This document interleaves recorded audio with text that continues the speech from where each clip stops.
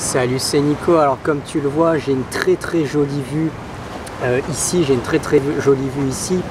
Alors ce que je voulais dire aujourd'hui, c'est que si toi aussi tu as envie de faire ce genre de choses, de partir voyager, de partir un petit peu à l'aventure, de vivre différemment, de gagner de l'argent différemment aussi, ce que je veux te dire, c'est que c'est possible, c'est tout à fait possible. Alors par contre, c'est pas facile, ça c'est clair que c'est pas facile, mais ce que je veux dire, c'est tout à fait possible. Alors déjà, ce qu'il faut savoir, c'est que c'est pas adapté à tout le monde, ça c'est clair, hein. Faut parfaitement en être conscient, ça veut dire qu'il y a des personnes, elles vont pas du tout être adaptées à faire par exemple ce que moi je suis en train de faire, ça c'est clair. Par contre, il y a des personnes qui peuvent avoir envie de faire ça, qui pourraient vraiment se retrouver là-dedans et qui ne le font pas, tout ça parce qu'elles ont un certain nombre de freins qui les empêchent notamment d'avancer. Alors, ce qu'il faut bien comprendre, c'est que pour pouvoir faire ce genre de choses, il faut déjà être capable de se bouger. Ça, de toute manière, il n'y a rien qui tombe sous le nez. Ce qu'on comprend rapidement, en fait, avec un petit peu d'expérience, c'est que de toute manière, si on ne passe pas à l'action, si on ne fait pas les choses par soi-même, de toute manière, il n'y a pas de résultat et on reste à faire un petit peu comme tout le monde. Donc, si vous faites comme tout le monde, mais que ça vous convient, il n'y a aucun problème là-dessus, bien évidemment, il n'y a pas de souci, il n'y a pas de souci. Par contre, si vous faites comme tout le monde et que ça ne vous convient pas, vous ne retrouvez pas, là par contre, il y a un souci. Là par contre, il y a un souci et il faut mettre en place des choses, il faut essayer de changer les choses. Il faut essayer de changer les choses. Moi, je vous donne mon exemple personnel, j'ai toujours eu un aperçu libre, enfin dans ma tête j'ai toujours été libre, voilà, j'ai toujours eu cette vision générale de liberté, voilà, ça a toujours été important pour moi. Par contre la différence c'est que pendant plusieurs années en fait j'avais ça en moi, j'avais ça dans la tête, mais je l'avais jamais matérialisé en termes d'action pour vraiment avoir un impact sur la vie, en fait, se dire j'étais libre, voilà, dans ma tête, dans mon esprit, dans ma façon de penser, mais par contre j'avais pas transformé ça en quelque chose de concret. Et c'est le jour où je me suis dit voilà, il va falloir changer ça, matérialiser ça en quelque chose de concret, que j'ai commencé à voyager, que j'ai commencé à me former, que j'ai commencé à travailler sur les business en ligne notamment, et que j'ai voilà, réussi à changer les choses. Alors par contre ça a été un gros travail, ça a été un gros travail, mais ce que je veux dire c'est que vraiment en fait faut arrêter de se plaindre, faut arrêter de regarder les autres, faut se regarder en face, ça arrive à un moment, faut se regarder en face, il faut agir par soi-même, voilà, il faut agir par soi-même. Si vous passez votre temps concrètement à écouter les autres, si vous passez votre temps à écouter les autres qui vont être par exemple dans la plainte, qui vont vous dire faut pas faire ça, mais vaut mieux faire ci, vaut mieux faire ça, vous allez rien faire, vous allez écouter ces personnes-là et ça va pas bien se passer parce que ces personnes-là, elles ont une vie, vous avez une vie, chacun a des visions différentes également et ça cohabite pas forcément, autre chose que j'ai à vous dire, c'est que comment certaines personnes peuvent vous dissuader de faire des choses alors qu'elles n'en savent rien. Ça veut dire que si par exemple vous vous dites j'ai envie de voyager, j'ai envie d'aller partir un petit peu à l'aventure, de voyager seul, forcément il y a un certain nombre de personnes autour de vous qui vont vous déconseiller de le faire. Le problème c'est que toutes ces personnes qui vont vous déconseiller de le faire, c'est des personnes qui ne l'ont jamais fait. Donc qu'est-ce qu'elles en savent? Quelle opinion elles peuvent donner sur quelque chose dont elles n'ont jamais eu l'expérience? Ce n'est pas possible, vous êtes d'accord? Si par exemple vous avez envie, là c'est pareil, d'essayer de vous lancer dans un business par exemple sur internet, c'est de gagner de l'argent en ligne, vous allez avoir des personnes, elles vont vous dire c'est pas profitable, c'est des arnaques, c'est un certain nombre de choses comme ça, alors que ces personnes-là n'ont jamais essayé. Donc finalement, qu'est-ce qu'elles en savent? Elles n'en savent absolument rien notamment. Alors ce qu'il faut bien comprendre, c'est de pouvoir mettre en place un certain nombre d'actions pour pouvoir changer,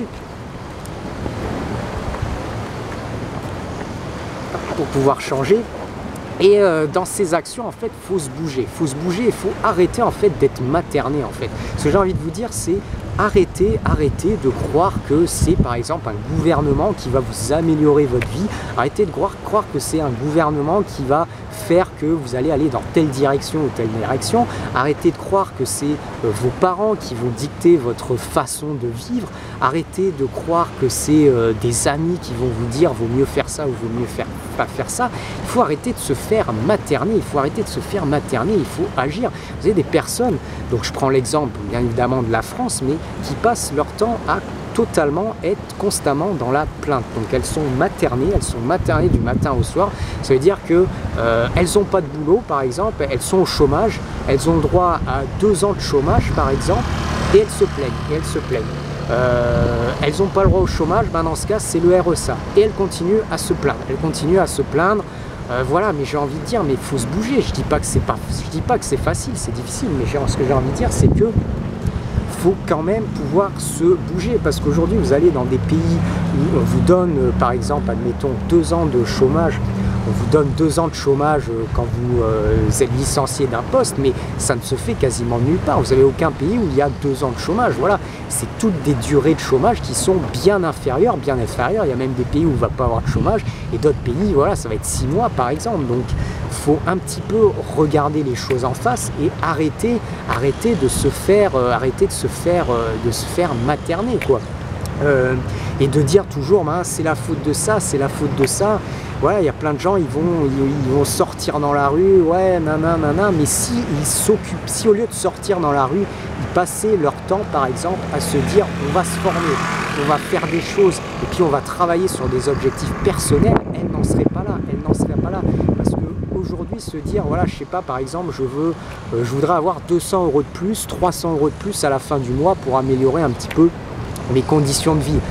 Si demain tu mets en place des actions, tu agis, tu essaies de créer un revenu complémentaire, tu vas pouvoir te créer 200, 300 €, tu vas pouvoir te les créer toi-même au lieu d'attendre que ce soit quelqu'un d'autre qui va le faire à ta place ou que ce soit un gouvernement qui va t'apporter les 200, 300 € de plus.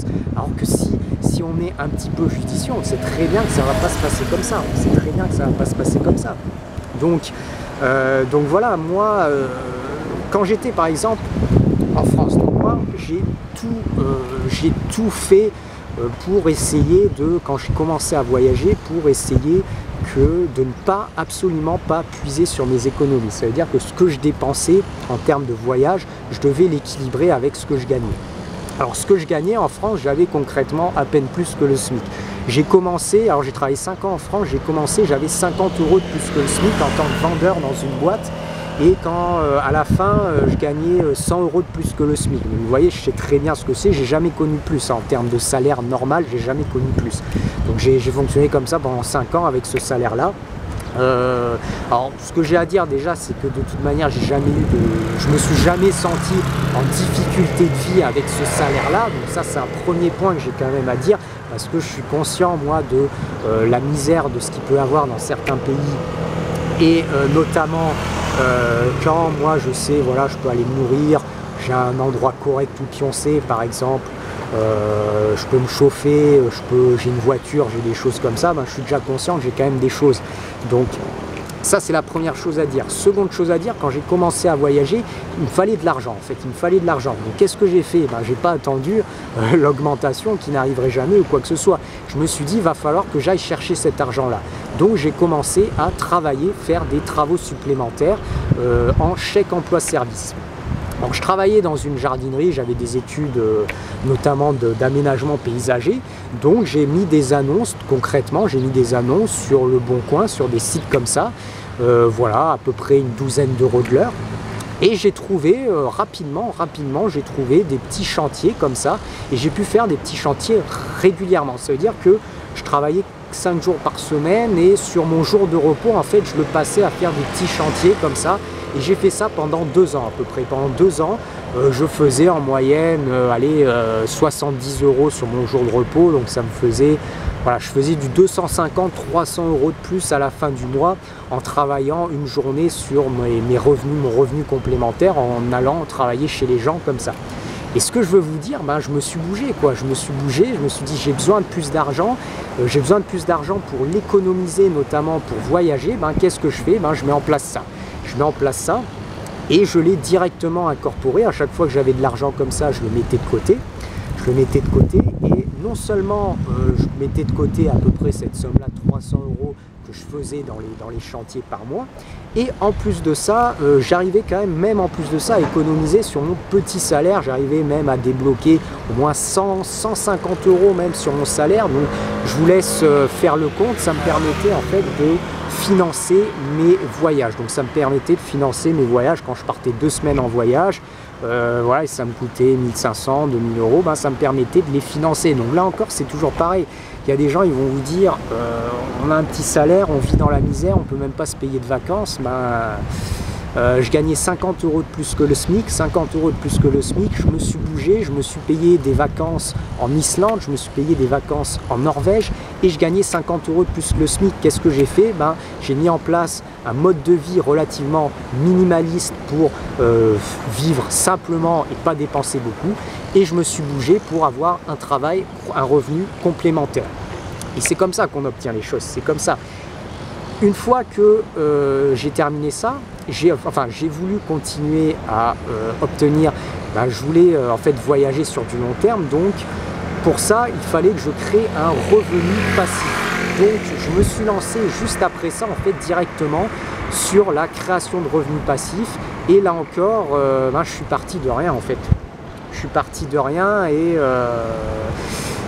voilà, donc je me suis lancé sur la création de revenus passifs pour pouvoir voyager sur du long terme. Et du coup, ben, j'ai été obligé de mettre un petit peu en suspens les chantiers.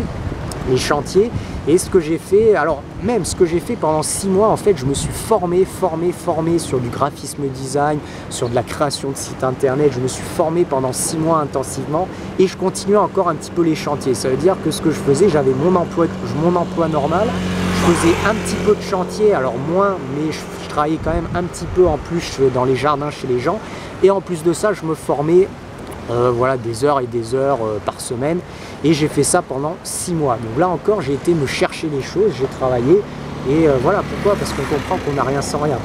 Et j'ai fait ça pendant 6 mois de formation intensif, et après progressivement j'ai commencé à construire mon business en ligne. Alors création de petites formations vidéo sur plusieurs choses, rédaction écrire des livres notamment, un petit peu de blogging. Voilà, j'ai commencé à faire un petit peu tout ça, et ça a pris du temps. Ça a pris du temps entre le moment où j'ai conservé mon emploi, le moment où j'ai fait ça. Ça m'a pris pas mal de temps, mais ce que je veux dire, c'est que j'ai beaucoup bossé. Donc j'ai été à un moment où par exemple j'ai fait 6 mois en France, où pendant 6 mois en France j'ai travaillé 35 heures donc dans ma boîte, et en parallèle de ça je travaillais 30 heures supplémentaires. Donc voilà, je vois pas beaucoup de personnes en fait qui auraient été capables de faire ce que j'ai fait, travailler 30 heures supplémentaires pour créer un business en parallèle par rapport à ça. Il n'y a pas beaucoup de personnes qui auraient été capables de faire ça pendant que les gens ne faisaient rien le dimanche matin. Les gens faisaient rien en fait. Moi à 7 heures j'étais debout, et puis je travaillais sur mes objectifs à 7 heures du matin, quoi. Pendant que les gens ils allaient à leur boulot tranquillement le matin, moi je me levais 1 heure, 2 heures plus tôt, et je le consacrais à la formation par exemple. Donc voilà, et ça j'ai fait ça de façon intensive. Ensuite, j'ai travaillé donc sur mes business en ligne, j'ai demandé un congé sabbatique. Ça veut dire que ça m'avait permis en fait de conserver mon poste et de partir 6 mois à l'étranger, tout en conservant en fait une sécurité de l'emploi. Et en fait, ça m'a permis en fait de développer aussi mon business en ligne. Donc ça veut dire que avant de faire ces 6 mois sabbatiques, j'avais un petit peu d'économie, et puis j'avais économisé avant, j'avais continué de faire un petit peu sur les chantiers. Je commençais à gagner déjà un petit peu d'argent sur le business en ligne, donc ça m'a permis d'équilibrer le tout. Et je suis parti 6 mois, et pendant 6 mois à l'étranger, j'ai travaillé à peu près 45 heures par semaine. 45 heures par semaine quand je voyageais en même temps. Donc là encore, j'ai pris 6 mois sabbatiques, j'ai voyagé, mais c'était pas du voyage. Je m'amuse, voilà, c'était du voyage pour découvrir des choses et pour construire mon business, pour construire ma vie. Et j'ai fait ça encore pendant ce congé sabbatique là, pendant 6 mois intensifs, et ça n'a pas été facile. Je veux dire, il a fallu que je travaille dans des petits endroits, des petites chambres de 5 mètres carrés, 5 mètres carrés, où vous êtes avec des gens qui sont des fois simplement là pour en vacances comme ça, et puis vous, faut que vous bossiez, vous êtes en train de bosser, vous n'êtes pas dans de bonnes conditions, vous avez un peu de bruit, et puis vous le faites quand même, voilà, vous le faites, et j'ai fait ça aussi pendant 6 mois. Mais après voilà, le cadre était totalement différent. Donc vu que le cadre était totalement différent, ça ne m'a absolument pas posé de soucis, et je regrette absolument rien, parce qu'en même temps je voyais des choses, j'ai vu plein de choses en même temps, donc c'était énorme. C'était énorme, et puis voilà, et tout ça pour dire que faut se bouger en fait, faut se bouger, faut arrêter de se faire materner, faut arrêter d'écouter les autres, donc voilà. Moi, quand j'entends des personnes qui passent leur temps à se plaindre, elles ont des aides de ci, elles ont des aides de là, et puis elles font rien, quoi. Elles font rien, elles restent sur des aides, et puis elles vont même pas essayer de se bouger, quoi. Je sais pas, je veux dire, même si à la rigueur t'as une aide, ben, au lieu de rien faire de ta journée, même si tu trouves pas un emploi sur le truc, t'essaies au moins de te former, quoi. T'essaies au moins d'apprendre des choses, t'essaies au moins de construire un petit peu ta journée, quoi. T'essaies de faire des choses, quoi. C'est un minimum. C'est un minimum, mais voilà, le problème c'est qu'il y a... Voilà, le problème c'est qu'en France, par exemple, vous avez trop d'acquis sociaux, il y a trop d'acquis sociaux, les gens ne se rendent pas compte de tous les acquis sociaux qu'il y a, et c'est normal, en fait, tous ces acquis sociaux, ils naissent et ils ont l'impression que tout est normal. Tout est normal, donc à partir du moment où tout ça c'est normal, ben, il faut en plus de ça, il faut plus, donc il faudrait bientôt travailler 25 heures, en travaillant 25 heures, gagner 300 € de plus, travailler simplement moins longtemps également. Enfin voilà, c'est des débats sans fin, c'est des débats sans fin. Si on est un petit peu cohérent, on sait très bien que d'un point de vue politique, l'argent, il faut bien aller le chercher dans un certain nombre d'endroits.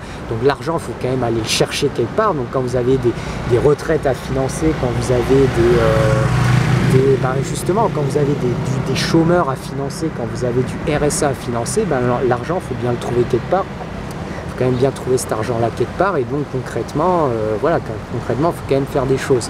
Donc ça, c'est quand même ce que j'ai envie de, vous dire.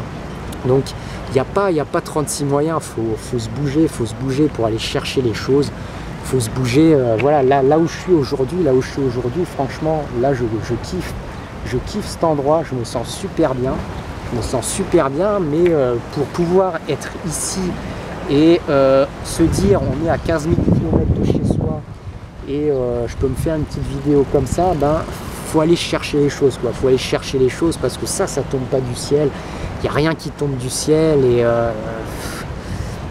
et voilà, et c'est pareil, la critique, bon, voilà, faut pas passer son temps à critiquer, faut être dans l'action, faut faire les choses. Il n'y a pas 36 moyens, de se créer les choses, et voilà, il y a des gens qui l'ont compris, il y a plein de gens qui le comprennent, mais il y a plein de gens qui ne l'ont pas compris, et qui restent malheureusement dans un système où ils pensent que c'est forcément des autres que peut-être la solution va pouvoir venir, voilà, soit du gouvernement, soit des patrons, soit d'autres choses dont on ne sait pas quoi, alors que bien évidemment ça ne fonctionne pas comme ça.